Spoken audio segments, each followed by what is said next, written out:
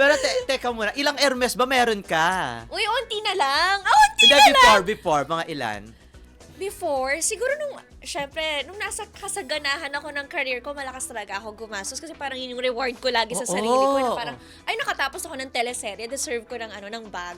Ganon. Before marami, siguro mga, hindi naman marami pero mga 15 ganyan. 15. Ano pinakamahal mong Uy, wag na Hermes? yung ganon. Hindi, alam naman ng lahat, 'di ba, kung ano yung mga pinakamahal. Pero wag mo babanggitin yung design or yung kung anong klaseng Hermes 'yon. Pero anong pinakamahal na Hermes na meron ka? Hindi, alam mo kasi, hindi naman kasi ako Hermes na bumibili ng mga crocodile, mga exotic.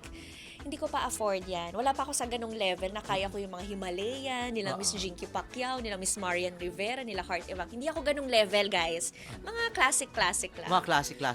Pero napakinabangan mo naman, 'di ba, ang mga Hermes mo. Dahil sabi mo nga, nagbenta ka na ng iba. Oo, pero alam mo, simula nga nung naging mommy ako, parang, Na ibang priority mo. oo yung parang hindi ko makita na yung, well, hindi ako magpapaka-impokrita, magastos pa rin ako. Bumili pa rin ako ng bags and Hermes. Pero kumbaga, nabawas-bawasan. Kumalma ako, in all fairness. Kasi hindi ko na makita yung value talaga ng bags. Kasi talagang ang bilis nila mag-depreciate.